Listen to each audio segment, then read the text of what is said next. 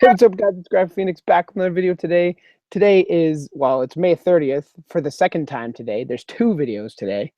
And I got my buddy Dion with me, Reptiliatus, as some of you guys might know. Hey everybody. He was kind enough to join me. It is his birthday in half an hour. Uh So everybody wish him a warm, happy birthday. Uh, Thanks guys. Yeah, I'm not one for getting the attention for that sort of thing. It's just a birthday. Another year passed and hopefully many more to come. exactly. So in the description down below, you will find, okay, I'm going to put Bowser away. He's starting to freak out here. There we go. In the description down below, you will find a couple different things. You'll find the top link is Dion's channel, and then the bottom link is my merch store. I have 5 designs on there, I'm pretty sure. There's a Crested Gecko one that I just added. There's a really cool Leachianus one. Dion is the... A couple different things. You'll find the top link is Dion's channel. Make sure you mute that. Seriously, I was gonna say. And the top link, and then there's a Europalatus Fantasticus and a couple other designs. So go check out the links down below. You'll be high to see. Oh, wow, I was reading the chat, so you'll be excited to see the designs, and go make sure you check out Dion. So tonight, it's just kind of a random thing. Dion and I did one on his channel. What was it, like Friday or Saturday, something like that? Yeah, Friday night. Yeah, and so But that... save it. I just took it down after, right? Yeah, who knows if I'm going to save this? I really don't know. And how it goes. yeah, we'll see. Exactly.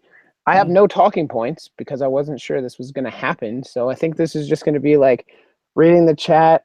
How are you guys doing? There's 40 viewers right now, so that's exciting. That's pretty good.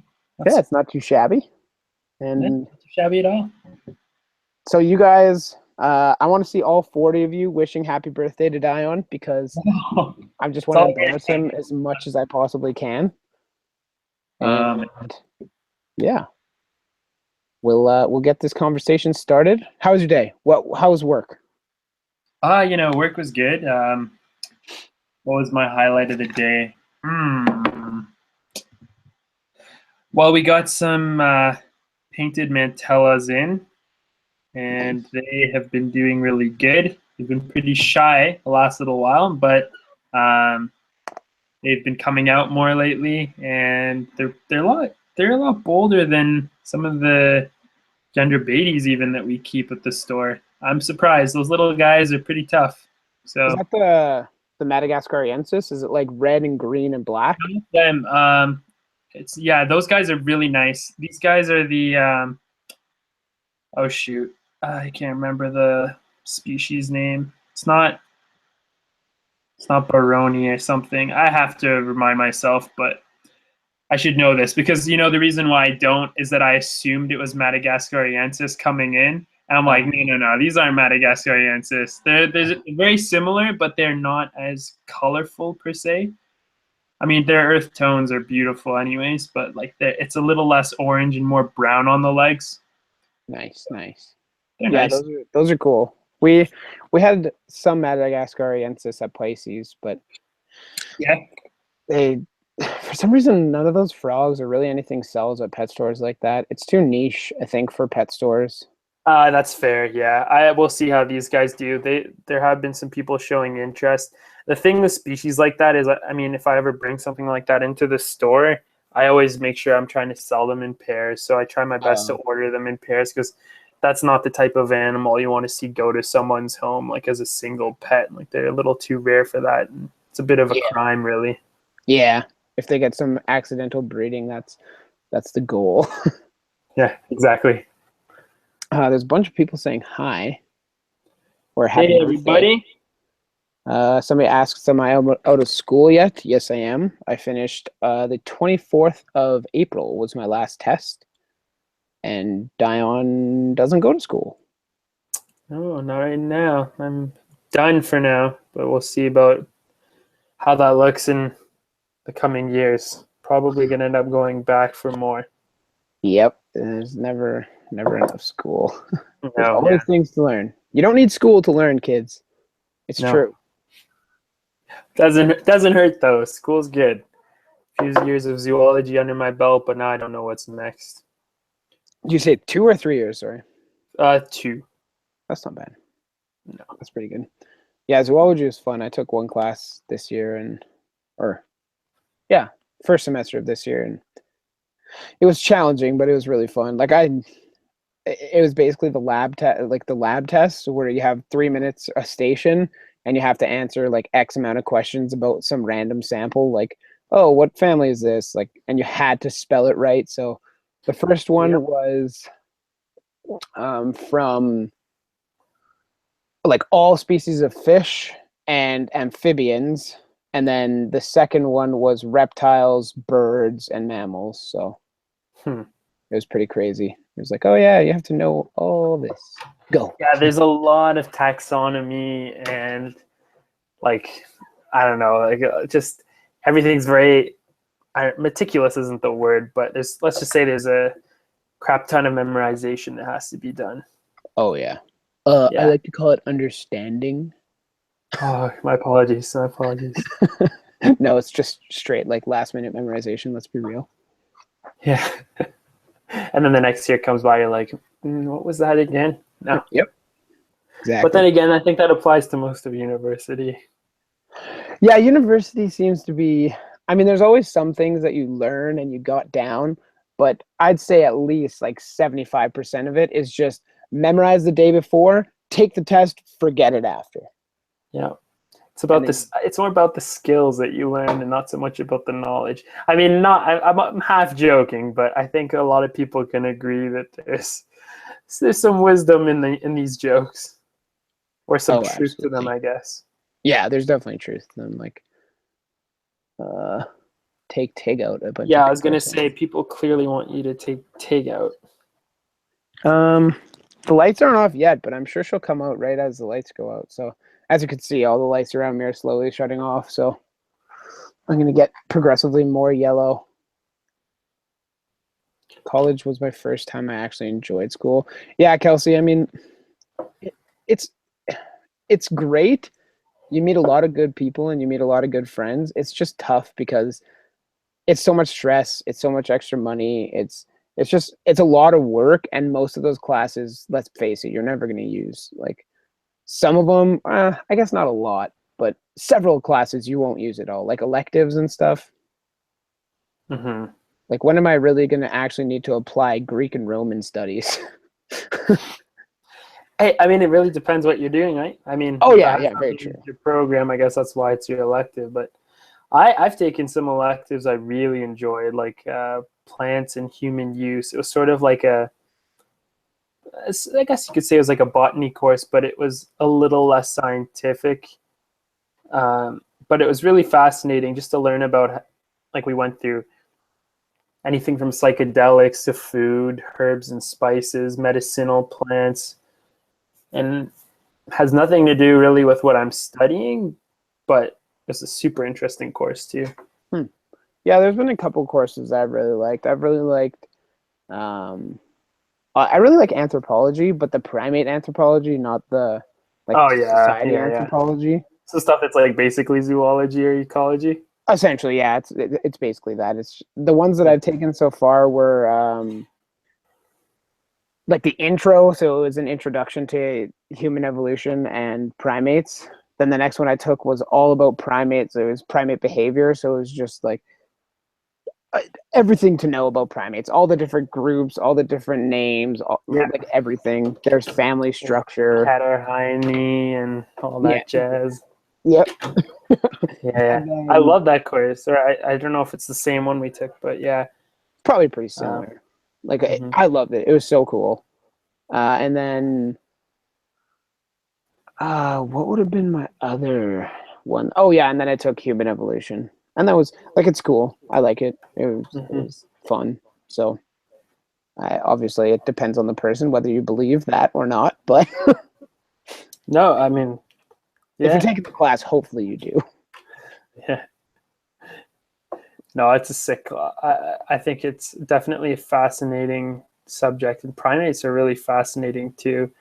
Like just the evolution of primates, and you look at like the lorisiforms, is like, or like even just specifically lemurs, they have like the wet dog nose and stuff, and like it's just that evolution of how they changed over time, and how you have like, I don't know, just like the outcompeting of lemurs and on the African continent, and Yeah, like Madagascar is the last place that they still survive. It's just interesting too, just the competition between the different groups of primates and how some are more successful than others, and yeah, absolutely. some of that Everybody, stuff was let me interesting. please read chat. Yeah, it's pretty funny. I'm thinking like we're just chatting about I know. school and stuff, We're and just I'm going on looking about here and there's school. like a million people. Yeah, ask some questions, you guys. We'll answer your questions. I mean, Dion and I can sit here and talk for hours. We've already experienced that several times. So, I'm just scrolling through the comments here, and I have seen all these happy birthdays. Thanks, everybody. Thank you. That's very kind of you. Dylan Holt, he messaged me on Facebook, and oh, that sucks, dude. It takes time, like I said. I mean, I found Tig, or I found Bane like three days, or 3 days, 2 weeks after he got out. So, I mean, it sucks. Oh, I guess the backstory behind that is that his cat did something and his crested gecko got out. Oh shoot. So he was asking me for Cats and advice. geckos do not go well together. No, although I that's mean, how I found mine. That's how I found Bane, but that's because he's so vocal. Like that speaks to how crazy loud Leachianus geckos are. Is because it woke my mom up 3 stories above me. She's in the very top floor. I'm in the basement. yeah, you're lucky that worked out in your favor. Actually, Oh two yeah. days ago, I had a customer come in to cancel an order for a tank they wanted to buy, and they were canceling it because the original intent was to get a replacement for a tank their cat had sat on and the lid broke, and they need a new tank for their Yikes. Cresty. Yeah. They tried to close it all up, and the cat got in and killed the gecko. So Ooh. yeah, really sad. I mean, the Yeah, cat's just that's doing its thing being a cat, but that's very unfortunate. You have to be really careful if you keep both animals. sorry, I'm just gonna get a light because all the lights will be off soon. It'll be pitch black. No worries, buddy. I'm just seeing Will Schultz. This is like super high up in the comments, but wished me a happy birthday and said that the Whoa, natural $20 vivarium super chat. Pardon? $20 super chat from Ian Null saying, "Thank you. You inspired me to be into reptiles." Well, thank you, man. Holy I really appreciate smokes! that, dude. That's so cool. Nice, Thank you man. very much. And I hope you stick around. There's plenty more. Actually, I guess I'll announce it right now to everybody. Dion doesn't even know this. Oh, damn. There you go. You've been illuminated quite well. That better? Okay, that's better. We got tomorrow for the last day. I know today in my video I posted that I was going to be like saying thank you to everybody, which I still plan to do. I'm going to take some notes before I start, but I was actually talking to my, I guess, manager, the co-founder of Biopod, and he said that he would be down to do a live stream from Biopod. So tomorrow's the last day of May Madness is going to be a facility tour of Biopod. So you'll see all the frogs we have, the plant room that we have, the set that we filmed, Skate Masters, everything. You'll see yeah, I don't know how many people you're going to meet. Probably, I mean, whoever wants to be in it. But yeah, it's going to be sweet. I got to remember to bring my tripod for my phone. That is awesome, man. It's going to be crazy. That'll be really cool to get an inside look. Yeah, you guys will be the first ones. Well, yeah, I think actually, I don't think they've actually done a like an event like that, or not an event, but you know what I mean, like a release. That's So really sick. yeah, it was totally out of the blue. I was just like, yeah, well, and he's like, well, May Madness is almost over, right? And I was like, yeah, one more day. He's like, well, it'd be cool to end it at Biopod. I was like, ha, good one. He's like, no, seriously, like, And I was like, well, I mean, I'd have to get there really early and film and edit. And he was like, oh no, I just meant a live stream. I was like, that's a great idea. Solid. Yeah, it's gonna be cool. Although, What? oh no, you probably won't be at work when it starts, so maybe you can join. Yeah, man, I might be able to. I'm actually off tomorrow, so Oh, perfect. Well, it'll there probably you be around go. 2 p.m. your time. Right around Sweet. there. I should be free around then, so watching that live would be sick. Solid. Do dart frogs makes good pets? I need my Nutella. Nice. That is a solid name. Dart frogs make awesome pets, in my opinion. I know Dion's into the whole into the vivarium building and stuff. By the way, if you guys haven't seen his video, go check it out. It's solid. He does a great job. The editing Thanks, buddy. is, I'm a little jelly, not gonna lie, and and it's a great video. So I think dart frogs make awesome pets. Obviously, they're not handleable, but they still make fantastic pets, in my opinion. Mm-hmm.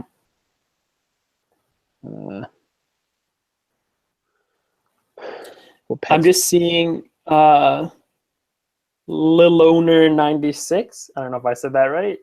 I'm notorious for butchering username. How high up are you? You must be really high. I'm pretty high up. Oh, okay. Like you had answered Kelsey's comment about college. I just noticed that she asked, how did I go about getting a job at a pet store? Or I don't know if that was maybe directed to you, but Well, for the record, I actually didn't need to have. I mean, I'm sure the fact that I was in school for zoology helped, but I think it had more to do with the knowledge and like understanding and experience with the animals I had than the education. Because sometimes, and especially with animals, like I think practicality and experience would trump. I mean, like, how do I put it? I can study zoology or herpetology, but it doesn't mean I would make a good animal keeper necessarily. Like, that's a foundation. That knowledge is important. It can help you in many ways, but like, there's the practical hands-on experience that's worth a lot too. So absolutely. I'd say it was more so the experience I had already growing up and just keeping and breeding reptiles that landed me the job. Yeah, I think so. Dion works for a company out in Guelph, right? Yeah, pet culture. There you go. So if anybody's out in Ontario wants to say hi, make sure you go spend some money though. Buy some There stuff. Yeah, I worked at two pet stores.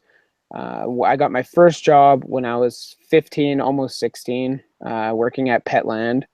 And how I did that was, honestly, I volunteered there for like a year and a half, and I busted my chops. Like, he would have me scrub every single tank in there. He would make me do a water change, and I didn't complain. I didn't dick around. I got it done.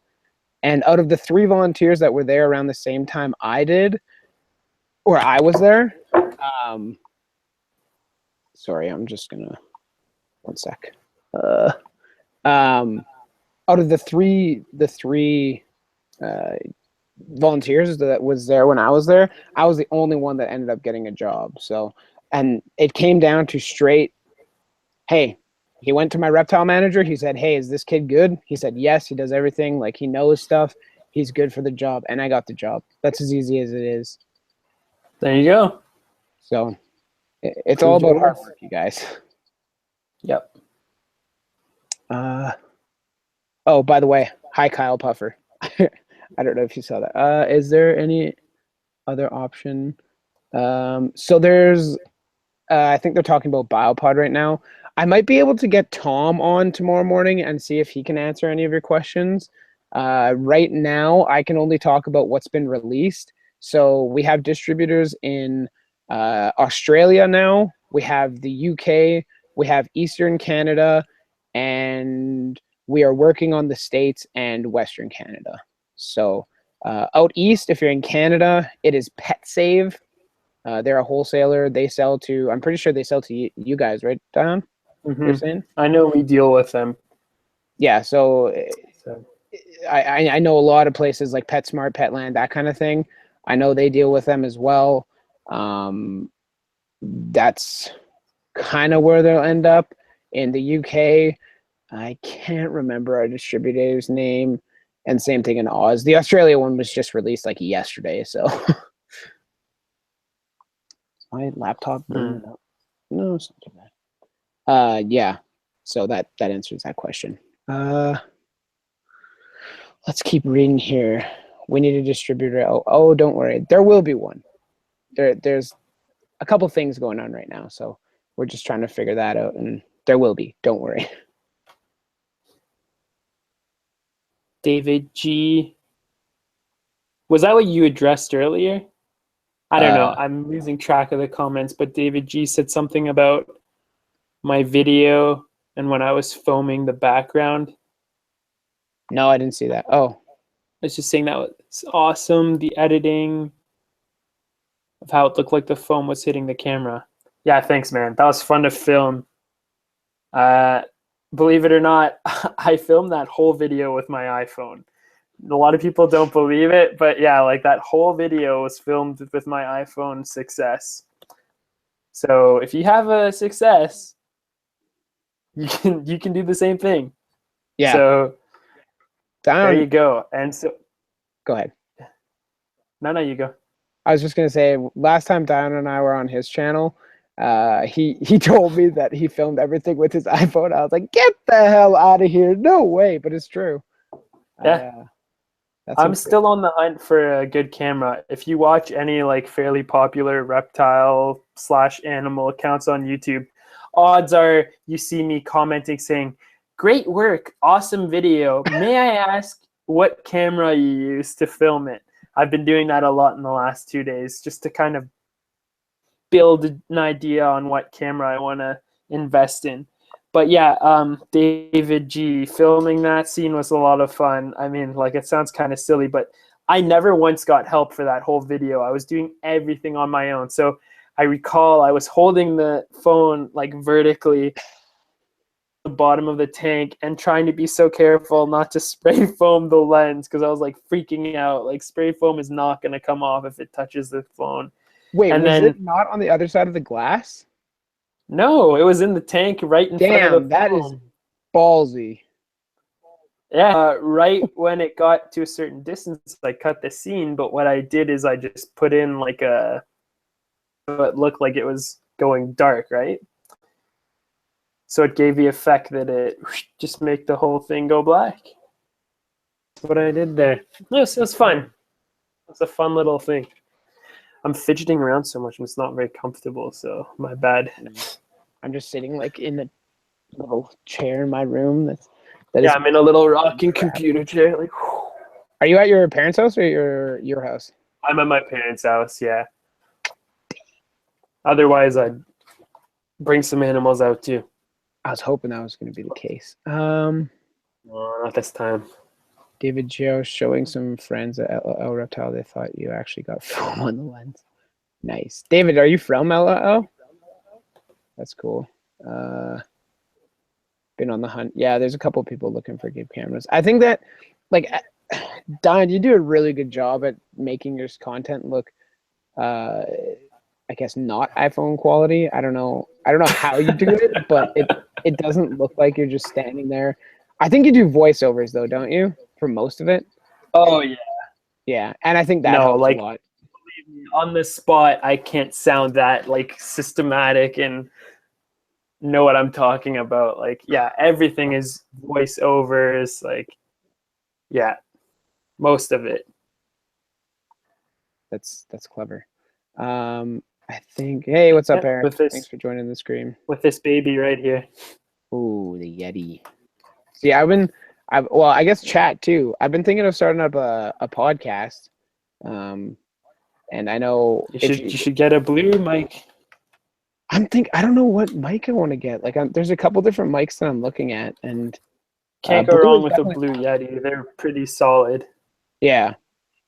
There's a couple that I'm thinking about, so I think it would be interesting. Yeah. I don't know whether, I mean, who knows? Maybe, we'll talk in private potentially, but yeah. I bought a refurbished one off eBay from Yeti, which is the company that makes them. Yeah. And if I'm not mistaken, I don't quite recall, but I think I paid like, it's been a few years now, but I want to say it was like between 2 and 350 maybe. But like 100? it's a really good, yeah, 200 and between 2 and 350 or something like that. Oh, dude, I don't. Is that just the Yeti snowball? No, it's the not the snowball. It's But it's a Yeti. It's like it's made. It's the blue Yeti is what it's called. yeah. Huh? Because I think they've dropped a lot since. Okay, they probably have. I don't know what it was. Like I could probably just check real quick. Yeah. Let me Podcast do see. it. Where can we see the Biopod? Well, you'll be able to see it very soon. That is the tank that I'm setting up for Striker, and there will be a video on my channel. So don't worry. Oh yeah, You'll they're see only it. like $150. Sorry to interrupt you. No, yeah, I was waiting. I was just killing time until you found out. Yeah, no. Okay, so clearly I butchered that. I don't remember. Yeah, they're No not that worries. expensive, but they're great. Like, yeah, I don't know. Like they're pretty sensitive mics. Like, if you play with the sensitivity, it's hard to like swallow when you're talking without it picking up on that. It's kind of gross. Like you'll just like swallow and it gets the like sound. It's like, oh damn, you need to back away from the mic a bit. What the hell is going on with the chat right now? I really wish Arib or somebody was here. Kelsey Boy, you guys got to shoot us some questions here. Yeah, you're welcome, Kyle. Get a windscreen for it. Yeah, pop mic, pop filter. True. Sorry, I hadn't shown up to many live streams. All three of my aquascapes decided to crack and leak on my floor. Oh, damn. That is unfortunate. That is very unfortunate. Can someone shut lemon bleach up? I timed them out. Oh, was it like, were they trolling? Kind of, yeah. What did I have for supper? It's a great question. What did I have for supper? Homemade chicken wings and yeah, chicken wings in a salad. What about you, Dion? That question's from Kyle Puffer. I ate a pasta, Okay. a salmon with broccoli and asparagus. Sounds like a really weird combination, but it worked. And yeah, it's just like a pasta with pieces of fish and some veggies. Huh.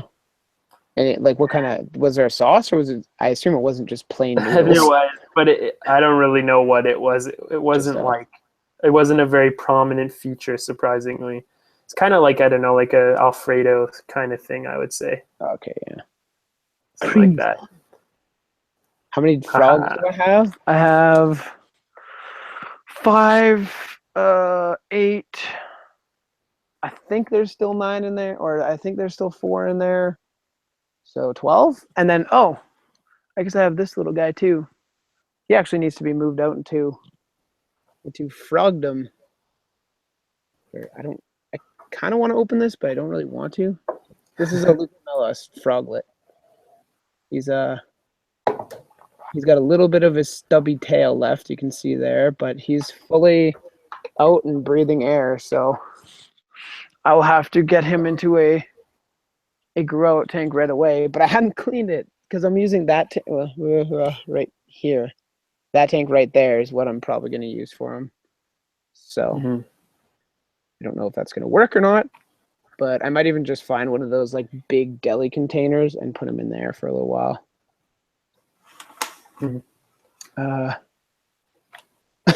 Kyle says, you had me at pasta and lost me about talking the veggies.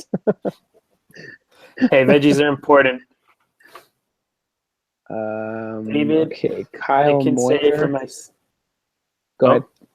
Sorry, I was just going to say, David, I will not be going to Frog Day in Long Island, New York, unfortunately. I can already say. Fairly confident. For the record, I won't be there either. And there you go. Kyle Moyer, you guys should check out the Reptile Expo in Hamburg, PA. I think it would blow you away how much bigger. Yeah. As awesome as much I would love to travel to go to those kind of reptile events, I would have to have somebody, whether it's with Biopod or if somebody flew me out or something like that to bring me out there. It's not really feasible for me to fly myself out there just for a reptile expo that I can't buy anything. True. Yeah, I'd really like to go check out Hamburg at some time. Mm-hmm. I really want to go to anywhere. Yeah. Oh, something hit the ground. Yeah, no, I was just I have a bunch of crap on my desk. Every time I ask a question, they start talking about something else. Sorry, man. Sorry, it's hard to keep up. It's just the way things go.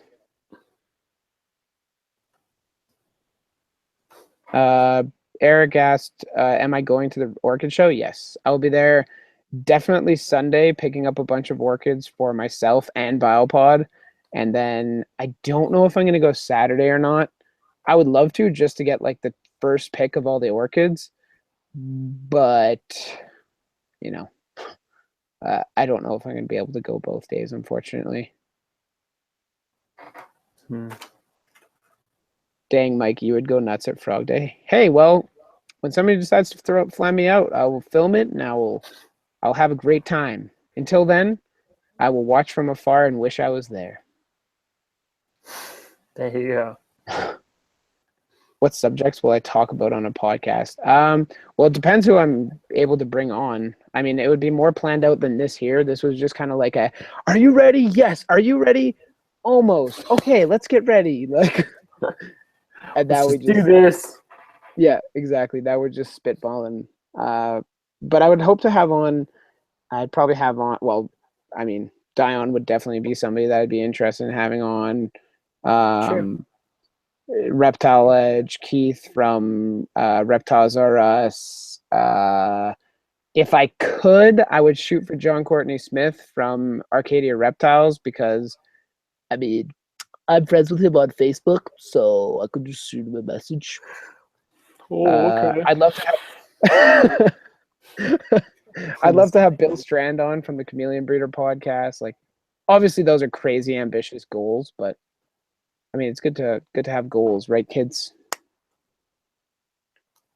'Tis indeed. 'Tis indeed. Exactly. Should get Alan Rapashi on. Oh, that'd be crazy. That'd be insane. I'm friends with him on Facebook. Well, maybe you'll be my venue. Eric's, what's your opinion on tomato frogs? They're fine. They're cool. They're illegal to keep in Canada, or they're very, very hard to keep in Canada now. Really? Yeah, I think they got bumped up to CITES 2 or even CITES 1. Like, they're stupid hard to get in Canada now. Huh. Or legally, at least. I didn't know that. Well, if they're CITES 2, well, that depends if they have quotas or not. I don't know if they have quotas anymore. I'm not sure. I was going to say I haven't seen one in ages, and I'm not convinced that anyone was breeding them. Oh, yeah. I've never seen anybody post on any of the frog places that I'm part of babies. It's a shame. They're super underrated. I mean, honestly, I don't think they would have been very hard to breed. That's just my opinion. But yeah, I don't know. I'm sure someone has a few. Hopefully they'll like make a comeback, but I know 2 years ago there were quotas for them because I was considering bringing in a few through a friend. And then I was just like, Dion, relax. You're here for the fans. I was going to bring in like 50 mantellas of different species for myself to start like a mantella breeding project. That'd be cool. I was just like, I was going to get like 10 of like 5 different species. And then I was just like, yeah, no, let's be honest. I can't manage that and all the other things. So I didn't, which was probably the right call, but probably. Eric. At least yeah. Go ahead. No, finish what you can say. I was just going to say, it gives me confidence to see how much Understories is doing with mantellas. So yeah, they're doing really well with mantellas. It's nice. Yeah. Mark Pepper's a legend. Although, fun fact, and I just learned this. Did you know Jared, like my boss, Jared, the guy, he actually sent Mark Pepper his very first frogs and taught Mark how to pack his dart frogs. So now Mark Really? Pepper uses it from this day on. Like it's the exact same. That's funny. It's crazy. I heard that and I was like, oh. He probably feels like such a boss. Oh, he is. I was like, yo, like Understore is amazing. He's like, did you know? And like told me. I made them. It wasn't that like vibe. It was like yeah, Mark Pepper's a homie from like 25 years ago. Like, nice man. Eric, Hawaiian Botanicals. If you can get me some moss, some sphagnum moss, that would be solid. And actually, just message me on Instagram. I'm not going to talk about it here. Hunter Niles, thanks for subscribing. Nice. I just saw that. Yeah, I just read that. I was about to read that off as you said that. Crap, have to go. You guys are rock stars. All right, thanks, David. Thanks for coming in. Thanks for the questions. Thanks as well to Darwin. Camp Kennan. Yeah, I would love to get Kennan on the podcast, but I would have to email him and see if he's down. I feel like I don't know. I feel like he's busy. He does a lot of stuff, so I don't know if he'd want to sit down with some nobody on the internet to talk about reptiles. But he might. I don't know. Hey, man. Not a nobody. A lot of people would love to sit down and talk reptiles for 45 minutes or an hour or whatever. Mm-hmm. Do people completely lack any sense to use Google? Yeah, I know. That's why I'm ignoring most of them, because how big will my crested gecko get? Click. Mark Parker, what's up, Mike? Hey, I have 2 veiled chameleons. I've been told that compact UV lights are bad. It's not that they're bad. It's just that they don't emit all that much UV. So I would strongly recommend getting a T5 high output Zoom Ed and/or Arcadia bulb. There's some weird comments here. I was just reading one that is very weird. Did it have something to do Call with of Duty one? Call of Duty? Yeah, that one. How many dendrobates erotus can you keep in the 20 long? 3 maximum, like a trio. Hey, hold up. Sorry, which one did you already answer, the Mark Parker one? Yeah, that was the one that I just answered. Yeah, I was kind of like reading the Call of Duty one and zoned out when I was just like, what's going on here?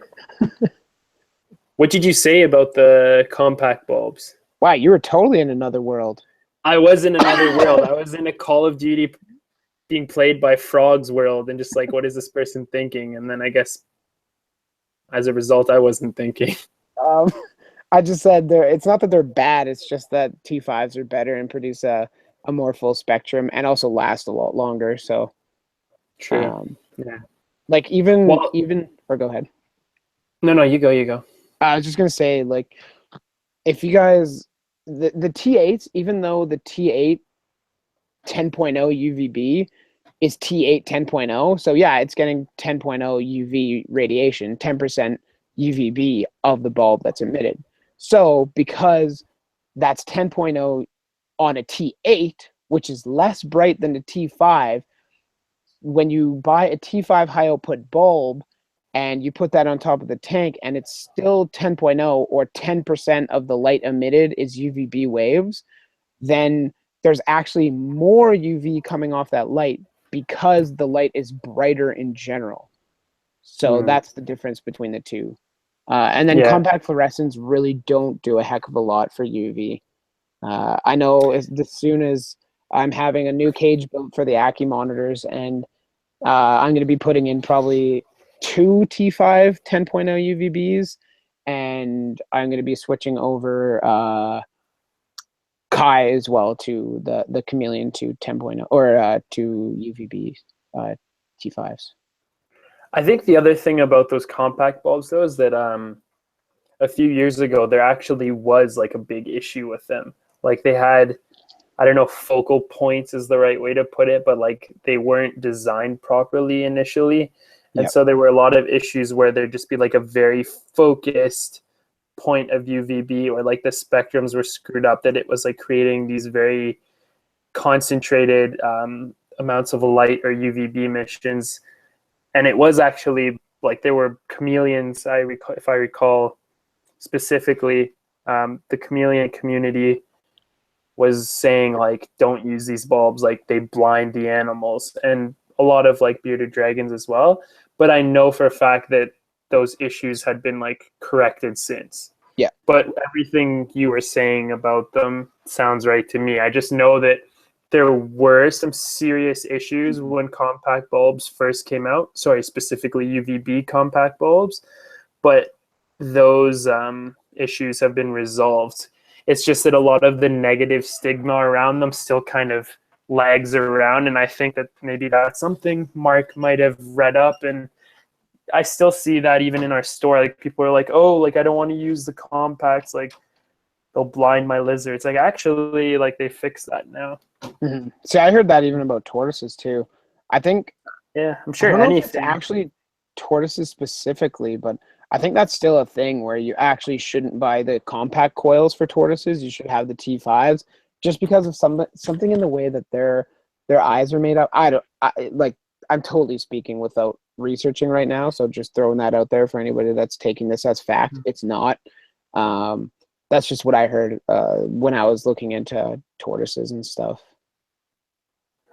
Yeah, I'm not sure about that. Kyle myself. Puffer asked, "Do you know what the T8 and T5 means on T5 and T8 bulb, or the 8 and the 5 means?" It means of an inch. It's fractions of an inch. So T12 is a 1-inch bulb, T8 is like an eighth of an inch or 8/12 of an inch, and then T5 is 5/12 of an inch. That's all it means. Yeah, the T5 is like way thinner. Yeah. And then your T8s. And then there's T10s. Yeah. Is it T10s? Yep. The T10. huge, like, fat ones? Yeah, and then there's T12s that are like that big. They're huge. Oh, yeah, I haven't seen one of those in ages. Oh, I doubt they're still being made. I think they're like a dying species. Probably. My python's not eating. What should I do? You should make sure your temperature is good. You should make sure that you aren't stressing it out by handling it too frequently. You should make sure that everything is good in the tank and that you leave it alone. That's what I do. I wouldn't handle your snake until it eats regularly.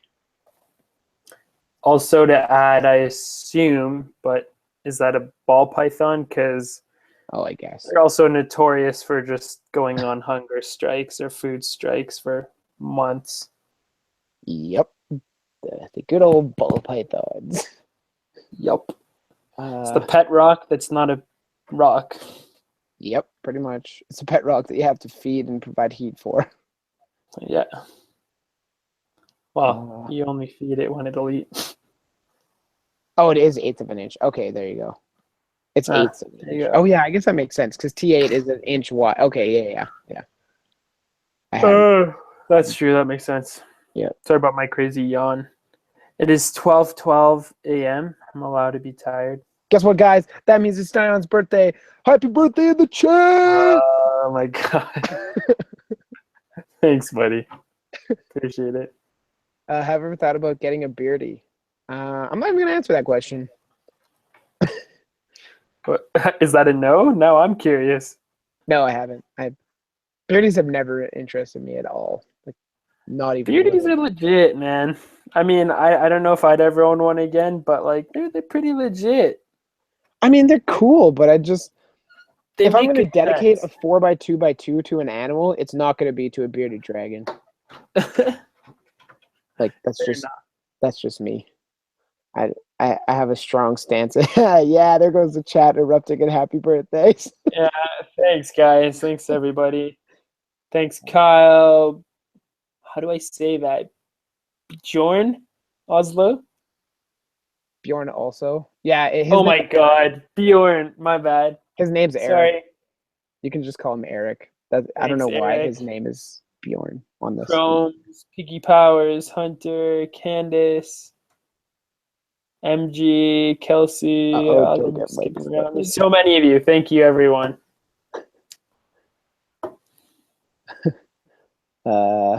You want to be an English major, and I heard frogs are good tutors. Tortillas or pine cones. What is? Oh, more frog jokes. Yeah, more frog jokes. I started reading that like, oh, you want to be an English major, but yeah, now it's all just happy birthdays, man. Yep. All right, guys, say something else. It's very Yeah, flattering. let's get some questions in here. Oh, Kelsey, talking about her beardy. Did I miss that? Or? I got a beardy. He's kind of a dick. Oh yeah. Pardon my language. Pardon hers. Nah. Would I recommend armadillo lizards? It depends what kind you're talking about. If you're talking about the tropical girdle tails, which aren't true armadillo lizards, yeah. Well, I guess they're in the same family as them, but or genus as Yeah, them. they are, aren't they? Yeah, Cataphractus. Or Cordelius. I'm pretty sure. And I mean they're cool, but just make sure you research on them. Yeah, they're not for everyone. Like they're pretty skittish. At Yeah. least the ones I work with are or have worked with. How's the reptile show I went to? I was good. I was vending. Well, I was displaying with Biopod. Like I was working with Biopod that whole time. So it was a long time. Like especially us, because a lot of the vendors there don't. I'm not gonna say don't care, but they can kind of lounge and sit around and stuff. Whereas me and my buddy Sharjeel, who was out there with me, were standing on our feet, walking around, talking to people the whole 2 days. So it was a long 2 days, but it was good. Yeah, I never. Oh, sorry. No, I was just saying it was good. I was just gonna say I never understood vendors who, you know, like I'm not gonna say who it is, but for example, one time I vended at the Breeders Expo, helping out Dominic Lapointe, and the vendor beside us was a ball python breeder, and I think he had some boas too. And I kid you not, the whole show, he was sitting behind his table playing iPhone or iPad games. Really? Like, yeah, just staring at a screen the whole show. I'm like, are you kidding me, man? You probably paid like $200 for every table at this booth, if not 250. And you're looking at a screen. Like, if I walk by your table, I'm not gonna bother buying your animal if you can't even like look up at me. No, that's ridiculous. Like, if someone would come right up to the table and look, he might look up a few times. But he was just playing like, I don't know what it was, Age of War, whatever that game is. I think it's Age of Empires, or I don't know, some game like I could see castles and stuff. But like, and Dominic and I are just like, and he at one point we were just like reflecting with him, and he was like, "Oh, like the show sucks." Like not this. Like he's like saying like it's a bad show because like he's not getting a lot of business, and we're well, maybe if you looked up from your iPad, like you'd sell something. Like I watched a few families go by his table and they looked at him and then walked away. Like, people do that kind of stuff. So. I don't get. Like I mean, I come from a place where I am a good salesman. Like I do know a lot about what I'm talking about and can kind of save you money here, save you money there, but then nail you on something, you know? And to me, like that just doesn't, it's not right. Like, especially if you're going to be done the show and complain. Like I see people there all the time just sitting they're not necessarily looking at their phones, but they're not engaging people. They're not like promoting their product. Like there's a vendor there from I think Manitoba maybe, and they had a bunch of Arcadia products, and they're just sat there like lying on their table, and they didn't tell anyone about it. Like they had some geckos set up there, and well, I just realized that I made a video of this, so you can probably tell exactly who it is, but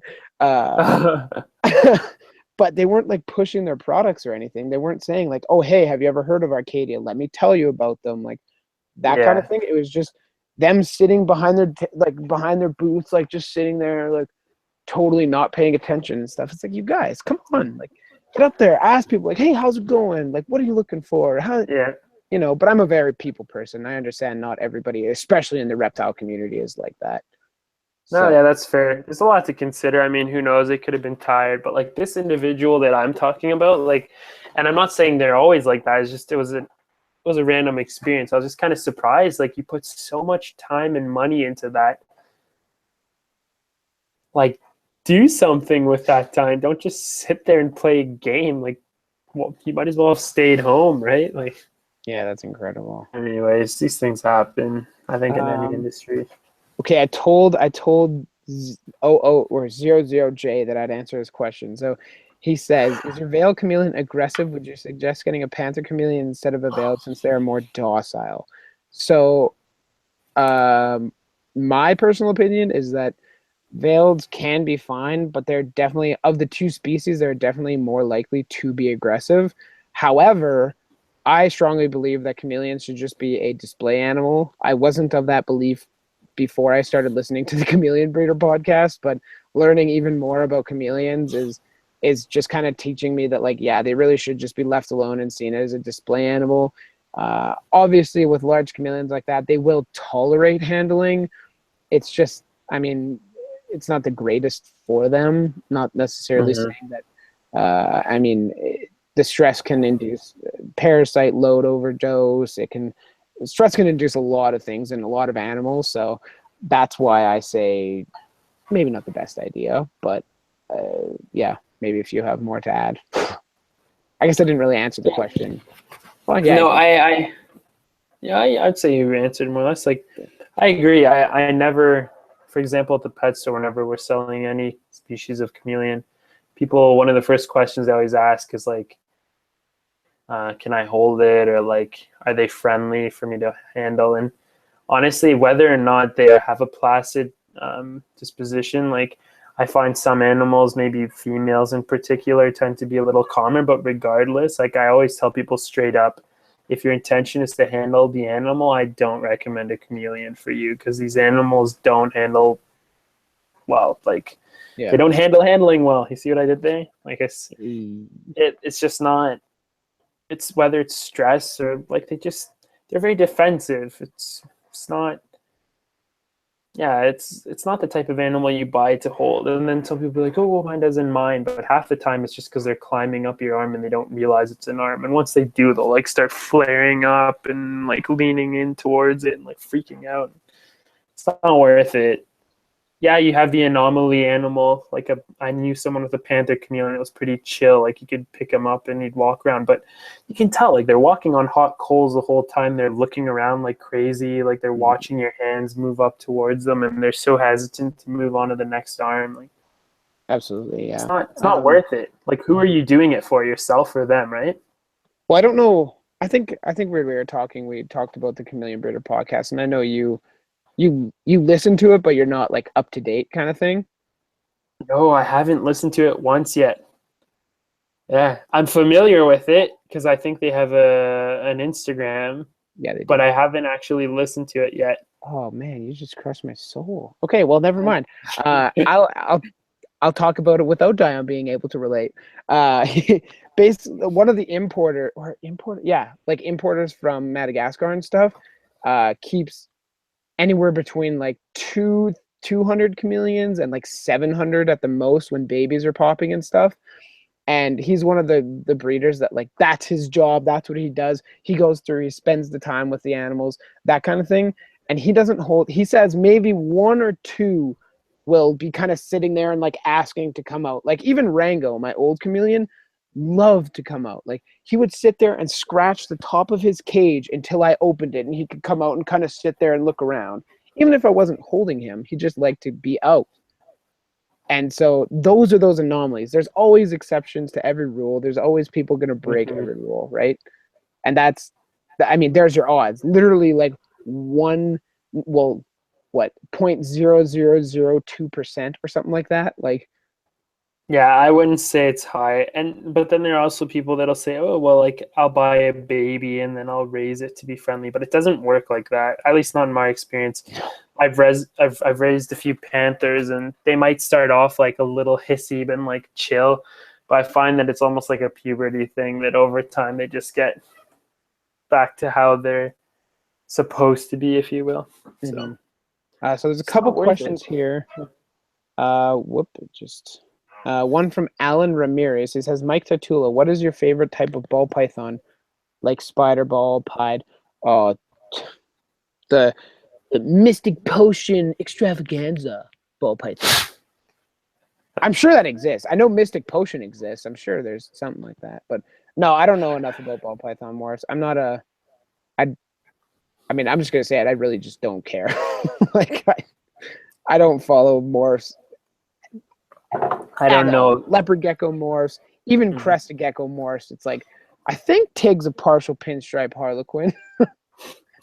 I think it would be safe for me to say I don't know 75% of ball python morphs.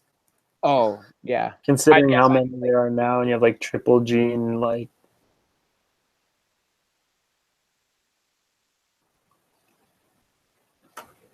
Yeah. Just Mark like triple Parker, gene morphs. Yeah. Well, there's even more now. There's like 6 or 7 gene morphs. It's like, oh my gosh. How? Why? What are you guys doing? The things are going to start glowing in the dark in no time. Well, one of the guys, I don't know if you're friends with him or not, and it's just is taking on the glow in the dark, not the animal. But he actually is making mushroom packs so you can grow in your vivarium. I saw that. Yeah, the glow in the dark mushrooms. I want to order some so bad. It looks pretty cool, but I know that there's nothing unhealthy about that, but I feel a little skeptical about. I mean, I guess for frogs it's fine, but I feel a little skeptical about like intentionally growing mushrooms in certain types of animals' enclosures. Like, I don't know, it weirds me out a little. Walk into your leeches just like. Well, I don't mean that, but okay. How about seriously on that note, like, what happens if a lychee eats a mushroom, like a mushroom head? Who knows? Yeah, like I guess we'll find out. It could be deadly for a lot of, like, for people. Most mushrooms, I would say, if not.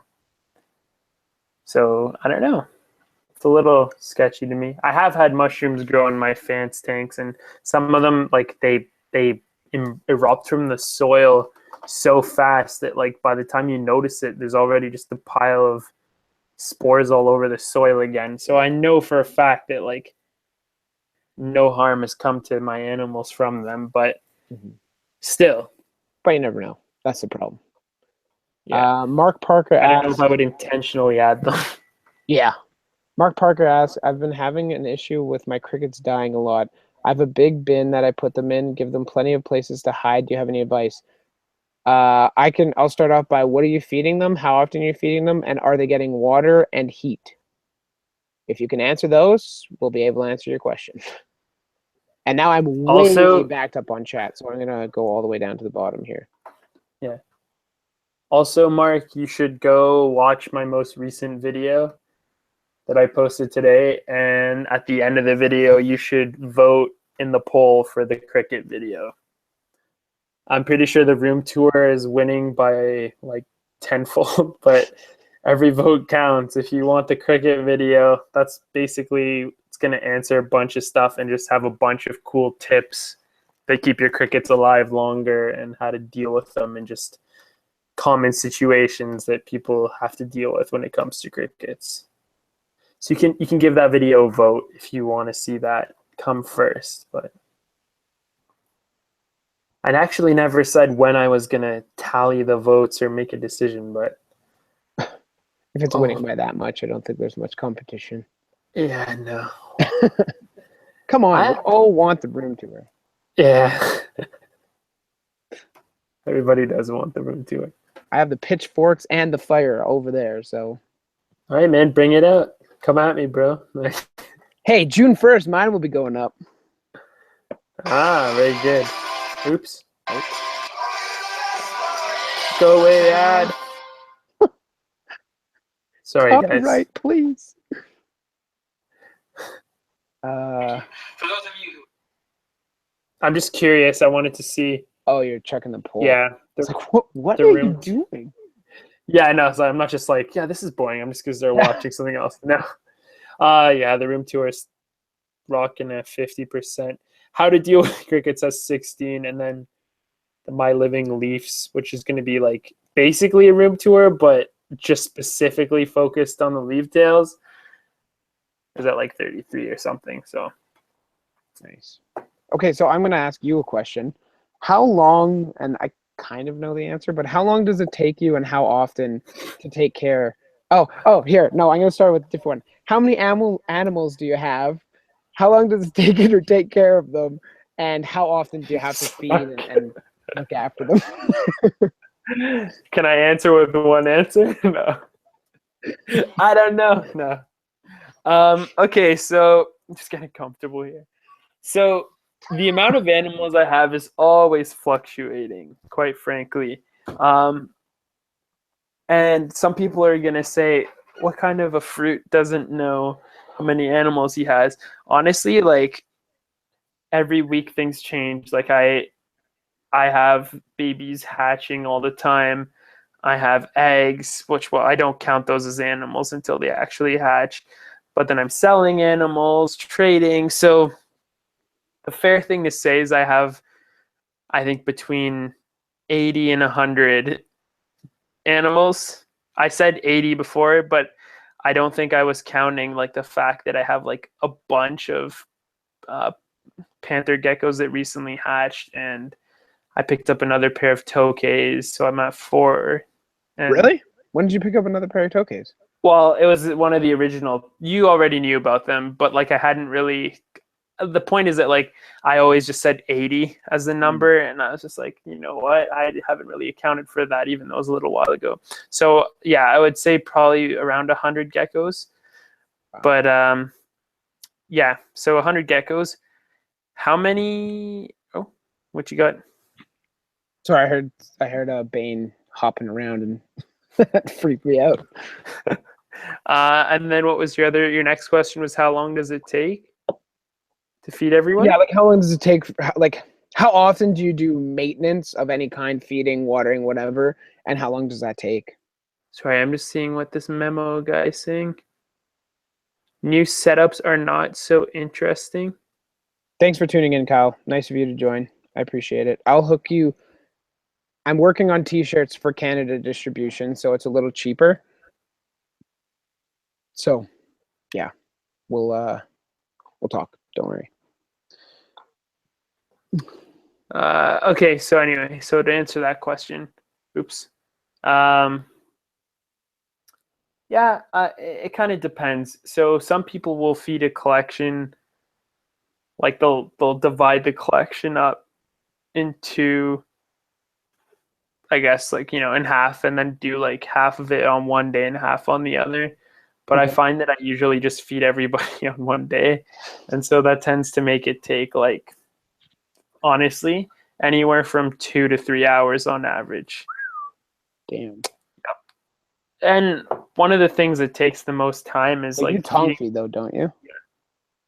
No, I do use tongs a lot, but the thing is, like, when it comes to the crickets, even if I buy like a, let's say, a few hundred half-inch size crickets for the adult fans, Mm-hmm. you always get a few really big ones, and I don't like getting those ones in their tanks because like they'll go for them, but I always just feel a little sketched out with them trying to eat crickets that big. Like, they're pretty big. Like, there's a big difference between an adult fan trying to eat like a half-inch cricket and like a huge giant, like, I mean, it's not a giant, but like a 3/4 inch. So Yeah. I try to sort of, you know, if the sizes are perfect, then I can kind of just throw a bunch in. But aside from the fact there's like so many tanks for the breeders, the thing that takes a lot of time is the babies too, because they're each in their own little container that has to be opened, misted, and a few crickets. And with the babies, I'm more meticulous about like trying to individually feed each one at least one to make sure that they're eating, and then I'll add a few more that I know they'll get on their own. And so you're trying to maintain and watch all that. And some of the other animals too, I might like tong feed one or two prey animals just to like make sure that they're all eating. So it's kind of my way of monitoring things and making sure everybody's eating well. So it can take a while when it all comes down to being done. Yeah. I mean, that makes sense. Mm-hmm. Zero J, if you're talking about Dion, his channel's in the description. You can just click that. And yeah, it's in the title. I totally forgot about that too. Oh, true. uh, yeah, I mean, that's crazy to me. Like, I would love to have something like that. I don't know why. I just love to have, huge, massive cages that allow me no space to keep anything else. So, Well, the convenient thing about fence is you can easily keep like a pair in a 12 by 12 by 18, right? is that the size? Really? Yeah. Damn. Well, yeah, Yeah. then. I mean, like in theory, I might like to do bigger, but if you put a pair in an 18 by 18 by 24, they look ridiculous. I mean, they don't look ridiculous, Won't but even find each other. it's pretty generous. Yeah. Like, I mean, an adult fan is about like this big, right? Yeah, that's true. Like, they're literally like no longer than your middle finger. I don't know if you have monster hands, but like, like I would say, yeah, they're probably like 3, 4 inches, something like Yeah. that. So they're not a very big animal. Having 2 or 3 even is not going to be the end of the world. And if you take advantage of the space and add tons of plants and a few branches and whatnot, like you can house them comfortably. I do actually have 2 trios in two enclosures that size. I sort of avoid those situations, but right now they're doing really fine. They've all lived together, like this 2 separate trios have each lived together for over, one of them has lived together for over a year. And Okay. they're doing really well. That's good. One of them is actually 2 males and a female. These are satanic leaftails. How does that The work males now? don't fight. The males don't fight at all. Interesting. And the other one is 2 females and a male. And they're Wow. fine too. Yeah, so I Yeah. was listening to the Chameleon Breeder podcast because that's basically all I talk about. And John from Arcadia has a 3 by 2 by 2, I'm pretty sure, and he has like a trio of the pygmy chameleons in there. Like, Brookesia or like the I think African Brookesia. pygmies. Yeah. Brookesia are really cool. They're, Oh. I hope more people start breeding them. One of the things I really like about them is how stupid fast they incubate. Have you seen that? Some of the No. species, if I'm not mistaken, some of them the eggs take like 30 to 40 days to incubate, which is like sick because you can have like babies in a month. Yeah, I it's just pretty crazy. I just look back, like what are the things that I've bred? I've bred the Lygodactylus williamsi, and incubation on those is like 80 to 90 days. Yeah. And chameleons, which is literally 9 months. So it's like, Were they veiled? yeah. And Nice. and yeah, speaking of Lygodactylus williamsi, I have tracked down a pair. It is the order of, do I want a Leachianus gecko to breed first and get that all set up, or do I want a pair of Lygodactylus williamsi? You missed them. I do. I told my mom I was going to the show on Sunday. I was like, Mom, I'm driving away with my window rolled down. I'm like, Mom, fair warning. If there's a female Williams, I'm coming home with them. And she's like, No, you've already had them. I love them. Fear not, mother. Yeah, don't worry. But I mean, they're not cheap. Like I could, for what the price that Jeffrey offered my Leachianus gecko, I mean, it's a little bit more than the Lygodactylus. Like he said, a breeder female is 250, and the males that were at the show, which I don't think were quite mature yet, were 150. It's funny how the females are worth so much, eh? Like, despite the color and everything. It's because no one can, like, even I remember 2 years ago, I was able to get them in from imports. Yeah. And I wanted to buy a bunch, and all they had left were the males. Yep. Like, someone just bought out all the females. And it's not for stores. Hell no. Obviously. Like, Somebody if got you're going to have them in a storefront to sell them, you're going to be selling the males, obviously. Yeah. they look nice, right? Yeah, well, when they went from, I mean, when I was breeding them, I would have trouble selling a male for like $80. Oh, I know. And I remember they were pretty. I used to have a pair too. And they were pretty prolific, Oh yeah, but like you couldn't get rid of them. It sucked. no, And now that they're so hard to get, everybody wants them. That's a yeah, sad thing. And I mean, that's a whole other topic, but people want things they can't have. oh absolutely. Something's common and easier to get, like that's when people drop the project. I feel like there's like this growing desire in the hobby to breed things, but people want to do it just to make money. I know it's kind of sad. Like Yeah. as much as me looking at breeding lychees, obviously when you sell a lychee, I go for anywhere between like retail. Like if I bred the one that Jeffrey would sell me, I get super crosses. So that's 4 different localities in one animal. And I mean, I think he was saying those at about a yearling go for like 950, 900, something like that. Yeah, they should And go for a decent amount.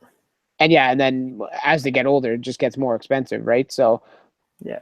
it like to me, obviously, yeah, it's nice, of course, when you're looking at an animal and you sell it, and it's like, man, that's $950. What? That's crazy. But at the same time, like for me, it's all about the experience. Like first, you have to breed your Leachiatus geckos, which is a whole experience in itself. Then you're raising up this little finger hugger that is just so cute on your little finger, and then you sell it. And it's I mean, I've personally never had to sell anything that was like super personable to me. Like the chameleons, they're cool and all, but they are so much work. It's not even funny. And then the geckos, obviously you can't hold the Williams eyes, so it's just No, yeah, they okay, like teleport. you little guy. Yeah, I had a few escapees. Those were fun to find and catch. Oh yeah, my mail got out a couple times, and it's just Yeah, a same. frantic panic with a cup, like. It's because they're not scared. Like you open the door and they just bolt right at you and like jump out of the tank. You're like, no. Yeah, Yeah, they're not scared at all. yeah. But no, and to add to what you were saying, like not to sound like a hypocrite either. Like I get it. I'm breeding pretty expensive geckos myself, but like to prove my point, I don't sell that many of them. Like I purposely don't because I really want to make sure that I have like a sustainable group, and I'm always trying to like replace what I have for wild caught representatives. Mhm. Or how am I wording that? That's weird. My wild caught representation, I'm trying to like replace it with captive bred. Yeah, because I know you're good for it from what I've seen, but there's a lot of people that would just inbreed the shit out of those rare animals. Mm-hmm. It's just parents, parents, kids, kids, kids, kids, kids, kids, kids, kids down the line. You're just weakening it. And I know Yeah. you're great with it. I know my buddy that bought Moose and Bean, my 2 Lycodactylus Williams eye, like he sourced some wild caught ones. He'd sourced different bloodlines. I know you personally get wild caught fans and Mm-hmm. introduce those. So you're diversifying the gene pool. You're trying to, I mean, as terrible as it is, you think about it, these things are only going to be available for so much longer. I'm sure. Well, the scare with Madagascar and potentially closing down for good was a rumor that it was just done. It didn't, thankfully, but I know Tanzania stopped importing or exporting for. I think it's still on. I don't think they're still No, yeah, exporting. Tanzania's exports are still closed. Yeah. So it's crazy. Like some things that are so common. I mean, Jackson's like gone. None. Really? Did they just stop all of a sudden? Yeah, there's a lot of them that have just totally. Oh, I mean, Tanzania. It's just Yeah, right. I everything is guess that stopped, makes right? sense. Mm-hmm. Although now there are the loopholes of people are just going into Tanzania, smuggling reptiles across the border and shipping them from wherever. Yeah, I know that was an there's like issue. Uganda and other places too, I think. I think so. Yeah. Yeah, no, yeah, they can do that. Sketchy. Matthew Greenway, can't we just form like a massive reptile loving community and breed so they aren't so damn expensive? I Yeah, mean, that sounds like that's the dream. yeah. But that's the problem. So many of those chameleons and stuff, like, I mean, Jacksons are the perfect example. they're so hard to breed like successfully. You have to have a really good climate and stuff, and they're so cheap wild caught that nobody buys captive bred ones if there are any, and they're so cheap that the person that's breeding those captive bred ones is not making any money. And at the end of the day, when you're trying to have a facility that's that large and you're trying to put out for the masses to be available, you have to make money. It's a business. Yeah. No, you do. It's So, true. Yeah, it just You got to make something back too, because you put time, effort, and money into the animals, and depending how hard they are to breed, keep, raise, etc., like that adds value too, right?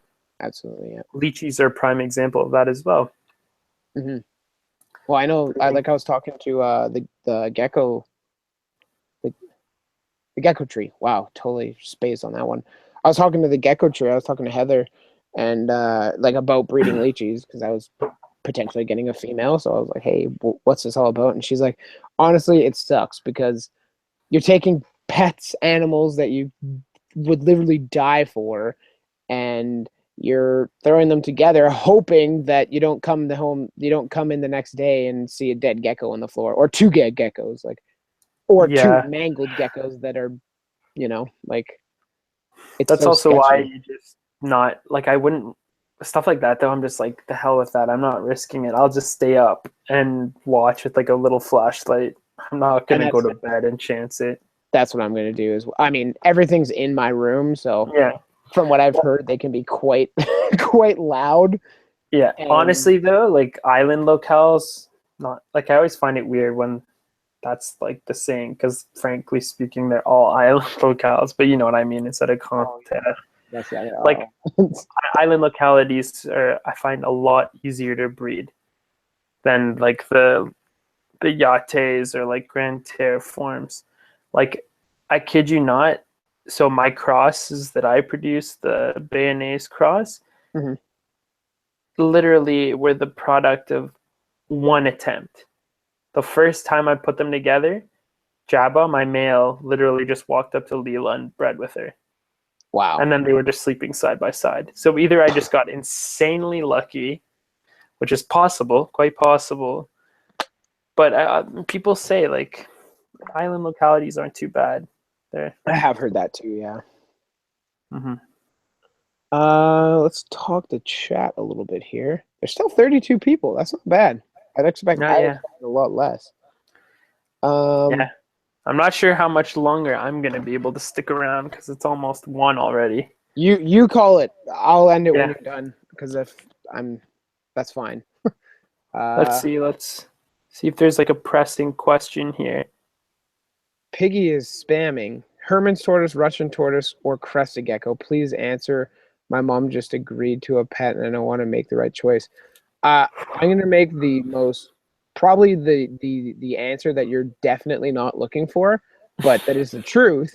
And you need to research all three of those animals and figure out for yourself, because they are. I mean, Russian and Herman's tortoises might as well be the same, but the crested gecko to tortoise difference is gigantic. And I'm not going to sit here and say, oh, obviously a Herman's tortoise or obviously a crested gecko. Of the three, I would pick crested gecko because I don't think you have any idea how hard it is to keep care of a tortoise. So that's my answer.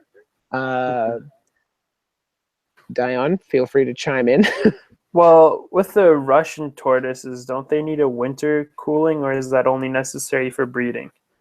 Mostly it's just breeding, and that's true for Herman's tortoises too. All Mediterranean tortoises have a cool period where they go into brumate or hibernation, and but that's like I've never done that with Sheldon. I mean, he gets a seasonal temperature drop where he gets kind of less active, but it's never anything like literally putting him in a fridge.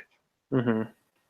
No, yeah, see, I thought the Russians actually needed that, or had to be like, I've seen like tutorials where they'll like get a crate and literally like bury them underground in like a pile of hay.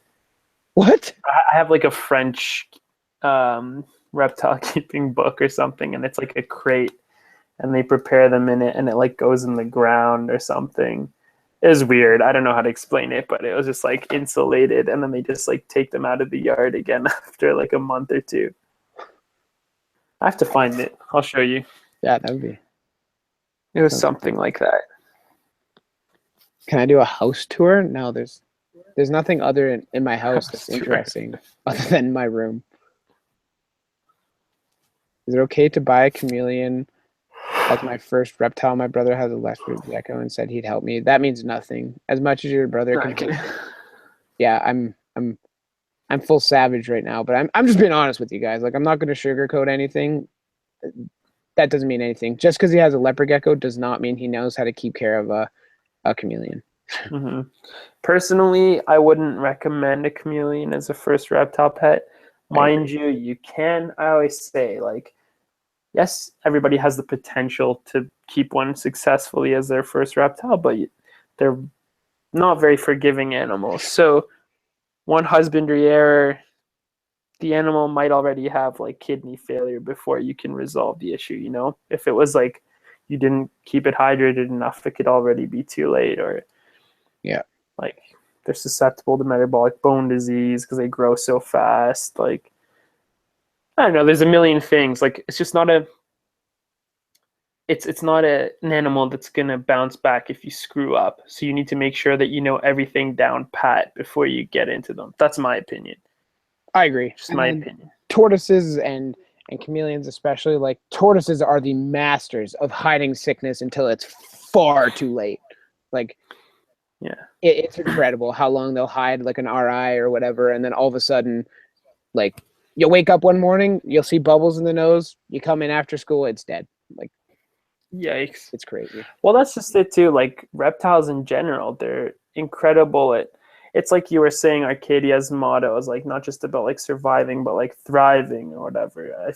Forgive me if that's not the exact analogy you used, but that in itself has a lot to do with the way reptiles, like, they're survivors through millions of years. Like, so when they're kept in captivity as well, as like, these animals are very good at surviving, and so they conceal, or they may seem like they're doing well, like still eating and everything, but they're not actually thriving, they're just surviving. So that's the tricky thing about for all of us as reptile keepers, is like ensuring that our animals are actually like thriving, because they're very good at just doing half decent with what they have, and that can be perceived as perfection in their husbandry, but it's not. Whereas if you screw up with a chameleon, you'll know right away. I can tell you that much. They're gonna let you know in the harshest way. Well, I don't know how many people here saw it, but like with Rango, like, I mean, you could tell he was getting old, and I mean, Kai's getting to a similar age, so fingers crossed with him. But I mean, what was it, 3 days when I noticed, like, it was maybe 2 weeks when he'd kind of lose his grip and like slide a little, but then, I mean, 2 weeks goes by, he's fine. And then like a day or two before he actually passed, he fell off his branch once. I was like, okay, that's weird. Like, that's not good. So I moved him to the smaller cage, and a day and a half later he was toast. Like, they're amazing at hiding sickness. And I mean, you think about it, those are the animals that will die in the wild. If they don't hide it, they're toast. Like, yeah, it's survival of the fittest, and if you ain't fit, you're dead. You dead, homie. Can you try to fit the tail? Okay, so there's a bunch of people that want you to eat your geckos here. Oh, sick. Can you try and fit the tail of your gecko in your mouth? Please try and fit the head of your gecko in your mouth. All right, easy, Noodle Titans. Just take it easy.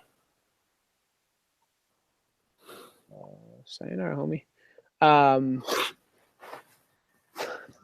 Peace out. Say hello to my little friend. It's time to say goodbye. You done. Finito la musica. Scotty Patootie. Goodbye. Yeah. Hey, hey, Patrick, hey. Reptiliatus, any word on being able to sell fans to the US? Hey man, unfortunately not yet. I mean, I can do it, but the issue is that it's going to cost an arm and leg. Like, you're looking at, honestly, I have to double check my quotes, but you're looking at practically 100 to 150 per animal to be shipped to the States. So, I mean, if that's worth it to you, by all means, hit me up with a message and we can talk. But unless you're doing a bunch of animals, it's not really going to be worth it, I think. Mm-hmm. Yeah, that's something that Sam just started doing. Hey, with shipping a bunch Yeah, of it's stuff. pretty awesome. I'm hoping it'll keep developing and Get more I don't efficient. know, get easier. But like, yeah, it's still a little rough trying to, like, if there's if you have a bunch of people that want to do a group import, then that's sweet because you can split the shipping up with people. But like right now, by the looks of it, I think the last I spoke with Sam, it's looking like it'll cost somewhere around $700 to $800 for shipping like Europlatus to the States, which is a lot of money. But like, if you think about someone who, let's say, is buying like 10 geckos, then it's not. In the grand scheme of things, it's worth it, right? Yeah, you split it up between all three, and then it's only $60 a gecko kind of thing. Yeah, and that's Canadian too, if I'm not mistaken. So, well, then that makes it a lot cheaper. Yeah. Okay, let's. Sure. I know you're getting tired. I'm getting pretty tired I can now. see you're faded there. So let's. I'm just gonna scroll up, and we'll just rapid fire these questions. All right, John Montoya this is towards you. Is a 12 by 12 by 18 fine for a single fantastic leaf tail gecko? Yeah. Hunter, is it just me or when I see a new plant growth in the tank, I get excited? Nope, it's everybody. Mm-hmm. At least in my opinion. Do I prefer blue tongues or bearded dragons for handling? Probably beardies. They're better for handling. They tend to be more pet rocky. What about you? Yeah. I mean, I've seen some pretty mellow blue tongues too, but I find like blue tongues are weird. They'll just like crap on you and stuff. I don't know if you ever have that happen, but they'll just like start like spinning around and thrashing and just start like peeing and pooing on the ground. You're just like, gross. But then there's other ones that are super chill. Patrick Bure. Can you keep a day gecko in a dart frog tank in 100 gallons? If it's set up for a day gecko, there's basking spots and UV. Of course you could.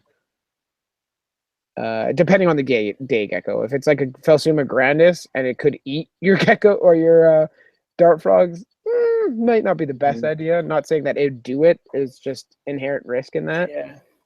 Yeah, I always feel kind of sketchy about some of those community tanks. Like it depends. But I guess if they're like, what is it, Laticata? No, how the hell do you say it? Laticata. I think you're right. Yeah, Laticata. The gold dust. Yeah. Yeah, like those are fine because they're small. Laticata, Clemeri, Quadrilineata. Aren't the Clemeri? Aren't they a bit bigger though? They're bigger than huge, but they're between. They're not like. Oh yeah. I guess they're maybe even smaller. They're pretty small. Do you know anyone with those aside from Joe? Those like dropped off the face of the planet. The only in Canada, at least, that I know that has any. And if you guys happen to catch this, I don't want to die, but is Jungle Jewel Exotics, and their tank is not set up for them at all. Like it is. They have some. They have two, yeah, and it's not. I know Joe got some. You know Joe Smith or what's her name? No, I don't. I think on Facebook, Joe. Yeah, I think it's Joe Smith. Let me just double check it. Yeah, she runs the Tree Scorpion. Never heard of it. Yeah, she does a lot of Abronia. I'm fairly certain that she brought in at least a pair of them. I think. I could be wrong though. But yeah, it's funny because I see a lot of people in the States that have loads of them. Those like Phelsuma in general in the States are like dirt. Like I was talking to one of my friends that I game with, and he has gold dust day geckos that he bought a pair, and it came with like 5 offspring, and it was $100. Yeah, that's insane. I was like, yeah, a pair here runs like $200 to $350. That's a lot. Actually, I don't know if those guys are even that much down here. It Like they're was not from super Global cheap. Exotic. Oh, you actually paid that 300 for a pair? Maybe no, I think it might have been $250 for a pair. Oh, they'll plus I mean, shipping, so $100. yeah, that's fair, I guess. I know who was it? Edgar the other day. Or not the other day. Like it was like a few years ago. It was kind of controversial. You know this already? I don't know.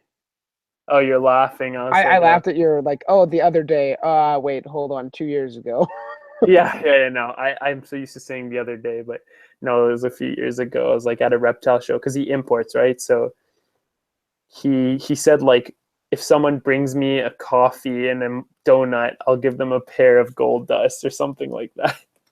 Because they probably cost him like $10 US, Oh, right? probably nothing. Yeah.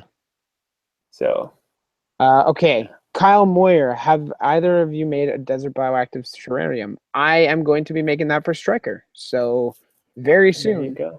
there will be a video on it. Yeah. I haven't made like a proper desert. I've done like dry bioactive substrates, but how bioactive they were is a debatable question. Honestly, like you need to have quite a few layers, and so what as dry as it is, being a desert like substrate, what makes it bioactive is, at least the way I know works, is that you have actual like moist layers that are deep under that dry layer, and that can sort of be hard to maintain, but that's like the right way of doing it, I think. Yeah. Kelsey, I didn't see earlier. What did he say? She said something about that time Tig had a seizure. If you're wondering, yes. I don't know if you ever saw that, Dion, but on camera, Tig had a seizure. Really? Yeah, like on camera. I think it was during a reptile room, and I had her out, and she just like went flat and just like and like shook, and I was like, Oh "What the fuck? geez. Holy shit!" Like I just I've started. had a Henkels do that before. It was really It's random. terrifying. Like it's never happened Yeah. again. If that's what you're wondering, that was like a one-off. Yeah. I Dad don't boy, will know. you be my dad? I hope I'm not. Um, Alan Ramirez, Mike Tatula, what is the difficulty for caring for a blue-tongued skink, and do you recommend? I'd say it's just the same as like a bearded dragon or something. Mm-hmm. Patrick Burke, Reptiliatus, any word on being okay? You already answered that earlier. Yeah. Holy Oh, I smokes! don't want to get into that. Yeah. Let's just say for to be civil, nothing to say. Wait, about what? Sorry. The little boys What do question. you think about Petco PetSmart? Yeah. We'll leave that for another time we talk. Uh, Will Bash, do you prefer blue tongues or beauties for handling? I already answered that. The Canadian dollar is worth more than yeah, hell no. Canadian dollar is worth like if you bought an American or no, if you bought a Canadian dollar with an American dollar, you'd get so okay, here, let me re-explain this. One American dollar buys you $1.30 Canadian. So our dollar is 70% what America's dollar is. So That's right. buy Canadian stuff, guys. No. Yeah. Beauty and the Beard. That's good. Are you around Toronto? Oh, who's there? What comment is that? Beauty and the Beard. Oh, yes, I am. Well, I'm like 50 minutes away.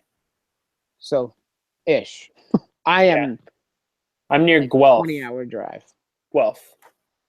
What is my 20-hour favorite? drive. Okay, I'm not going to answer that right now. Am I going to get day geckos? They're really cool. I hope so. There's just so much stuff that I need to do and that kind of stuff. Like they were up there. There was actually a potential pair of peacock day geckos at the show. And I told myself if they were there at the end of the first day, I would have bought them, but they weren't, so I didn't. And I know I should have just done it, but I didn't have a setup for him or anything, so it would have been irresponsible. I hope so, but probably a female lychee will be coming first. And then this whole setup back here, I need to turn to a rack system. So getting new stuff is really not on the top of my list right now. Certified Jew. Is a day gecko a good first pet? These names. You could answer that one. Oh, that doesn't say. I thought you said day gecko. Yeah, is a day gecko a first good pet? That's not what that says. Did I totally? Oh. Yeah. Well, Dion, is a day gecko a good first pet? Yeah, no, not really. They're fast. You can't hold them. They have very fragile skin. They're a great display animal. Beautiful animal. Very smart, inquisitive, but not a good. I mean, it depends actually. Sure, like it can be a good first pet if the qualities it possesses are what you're looking for in an animal. Like if you don't care about being able to hold it, it comes down to your preparedness again and what you want in a pet. Like again, I did seem pretty vocal about chameleons not being a good first pet, but at the same time, if you know that's what you want and you're ready for it, like then they can be, I guess. But yeah, generally speaking, for most people, I'm just gonna say no. Yeah, and then a lot of the rest is all just random, like short comments. So I think that's gonna round it out, folks. I know. I think Dion's slowly dying. I'm gonna die on the desk. Oh. I don't think it's good that I made that joke. I am happy you did. I didn't even consider it, so I'm happy that I'm dirt's off me. I appreciate everybody coming out on this late night stream. I hope you guys enjoyed. If you like the video, drop a like down below. I have no idea if I'm going to keep this on the channel or not. Probably not, but we'll see. Yeah, thanks to I can't remember who did this super chat. $20 donation. That was pretty dope. Yeah, the $20 donation. Thank you. Your name was very strange. It was like Isle or something. I just remember it was like a picture of a chinchilla or something. Yeah. And that was really cool. So thank you guys. Make sure to come in tomorrow. I will be doing a live stream from Biopod at probably around 12 p.m. my time, which is 7 p.m. on the West Coast, which is 11 a.m. on the West Coast and 2 p.m. on the East Coast. And yeah, so that'll be really cool. I'm not really sure exactly what's going to happen during it, but it is going to be closing off the May Madness. So I'm hoping to make it kind of a long stream and just, yes, it was Ian. Thank you. Thank you, Reptile Ninja. I appreciate it. And yeah, it'll be cool. It'll be really cool. And you guys will get to meet some of the team at Biopod and see who I get to work with. So I hope you guys enjoyed the video. Enough from me. Dion, thank you very much for hanging out. Let us know if you guys like this. For those 32 of you here, if you aren't already subscribed to Reptiliatus, you should definitely go check it out. The link is in the description. While you're there, you can click that sub button and then come back to this video and then click the merch button, and then you'll be taken to my t-shirt shop where I am selling some t-shirts, I guess. So yeah, if you guys enjoyed the video, I appreciate it. Dion, it was wicked talking to you, brother, and thanks, bro. Likewise. I'm sure. Sorry, I seem a bit zombie mode now. Just got a bit tired. It's 1 in the morning. I'm just like, I could tell it hit you like a sack of bricks. Like 15 minutes ago, you just let's go, and then you kind of got like positioned in your chair, and it just went. It's like, I think it was after the Call of Duty frog questions. I was like, all right, no one's taking me seriously. Your head went up to the clouds and just never came back. Exactly. All right, dude. Thanks for hanging out, you guys. Dion, it was a pleasure. And Pleasure we'll as always, do this brother. again. Have a good one, guys. See ya.